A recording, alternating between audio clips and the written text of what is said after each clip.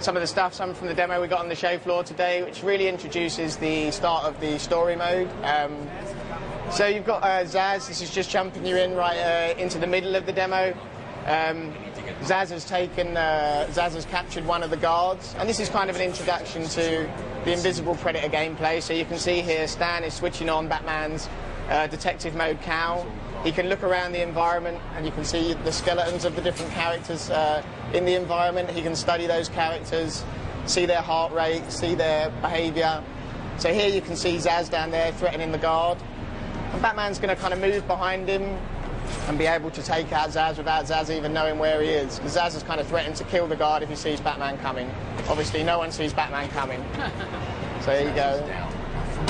He'll follow that up with a slightly painful blow there.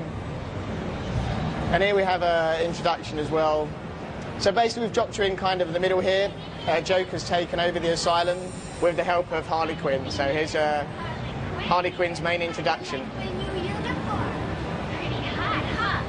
Well, I got something to show you. 1 second, B-Man. Ta-da! So this is Warden Quincy Sharp, who's the warden of the asylum, and as you can see, Harley's taking over.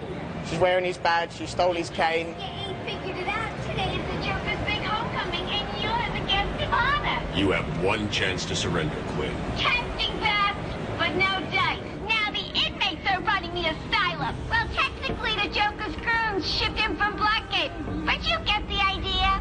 Bye-bye for now. So we kind of established this relationship between Batman, Harley, Joker, also Oracle, who is on the earpiece too now. So obviously Oracle's kind of giving you the information from outside the asylum. No one really ever tells Batman what to do. Batman always decides what to do in the game, but Oracle can give you that kind of things which are slightly outside of your sphere of influence. So the fact that Joker's kind of threatening to explode these bombs around the asylum, obviously Batman knows, you know, it's just Joker messing. So Harley's tried to lock you deep inside intensive treatment, and the first part of the story is you trying to escape from this intensive treatment wing so you can get out and capture Batman. So she thinks she's got Batman trapped. You can see the lovely kind of facial animation on Batman as he pulls off the vents. Stan moves through. You'll see that the problems sort of start to escalate for Batman. So I saw him, I've seen two, he gently slides it over because he's trying to be a little quiet, right? Yeah, he always picks the right thing. Sometimes he kicks the gates right off. Sometimes, so this one he's going to slide open because there are guys around. So he always makes the smart decision. And you can see here, Joker's actually armed some of his thugs with guns. So Batman calibrates the cowl to identify the guys with guns here. They highlight in red. And Batman has to find another way around. This is one of the fascinating things about Batman, this lovely duality of him, that he's tremendously powerful, but he's just human. You know, he's trained his body to physical perfection, but he doesn't have superpowers. You know, if he gets shot, he will die. So that's what makes him such a fascinating game character. It does, yeah, he is. Because he's, I mean, that's the trouble with Superman, a lot of people say, is he's invulnerable. How do you know? I mean, you can relate to him, you know, he's everything you kind of want to be, you know, but he is still, you know, he is still just a human. So there are things you need to be very careful of. So you can see here, there's a guard who's talking to Joker. Batman sneaks in, takes him out. And you can constantly see this relationship that Batman and Joker have.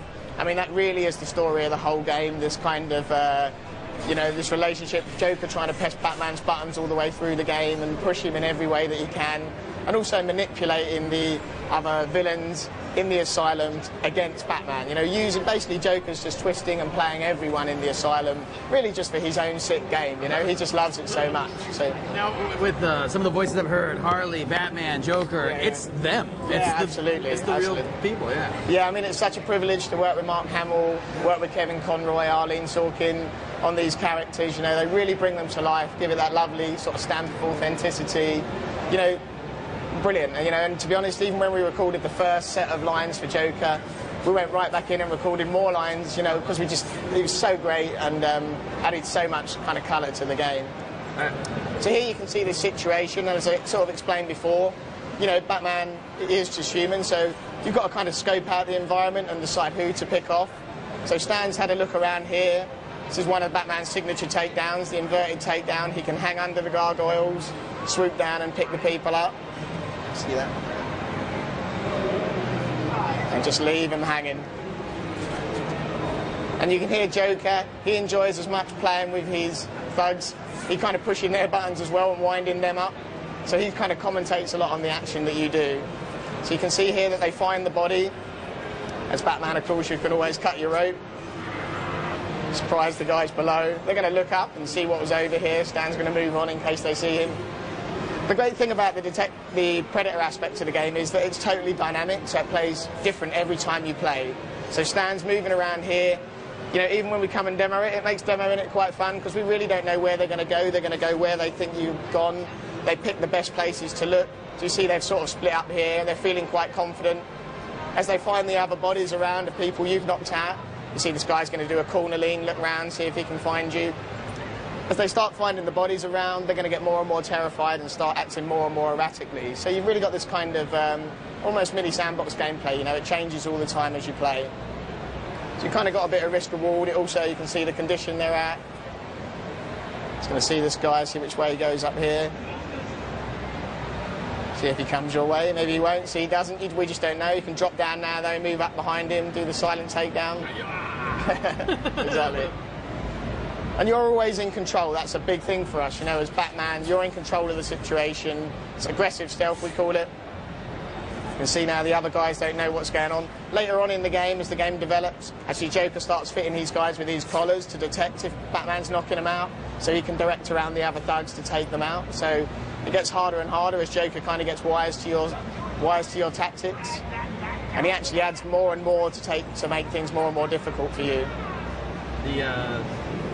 The thing that I find especially intriguing is there's all kinds of, like, you got those gargoyles up there that he's using to move around the room. Yeah. There are other rooms, I think I've seen in some of the trailers and stuff. You have what looks to be like some kind of like trap door in the floor where he like is underneath there and like jacks people from underneath. And this actually, which you can do. I mean, there's 25 different takedowns you can do when you play through the game. There's loads of different choices that you've got. So you can do the glide kick here that you used before. We sort of taught you. So pull that out, flip to a ground takedown. And if he moves into the main office, there's places you can go there. The noise that he made is going to attract the other thug. Is it challenging to make a game that it has such a universally recognized character such as Batman, and make it, one, accessible to people enough that they can, because everybody in the world, at least you hope, right? Everybody in the world want to play this game, Batman, right? Make it accessible, but still super challenging for the hardcore gamers. Yeah, I mean, I think that is a challenge, but I mean, it's something that we really wanted to do. So a lot of the mechanics in there you can really overachieve when playing. So as Batman, it's really important that you feel strong and powerful when you play. But one thing that we thought was really important is that you can overachieve, you can do more, so great players, they can learn to do 120 hit combos and special moves, so good players will feel like Batman and you can overachieve and do even better, so that was a big thing. So if you want, we can show you a little bit of the combat as well. We can show you. Yeah, please. We'll give you Stan's going to take on one of the harder combat rooms in the game.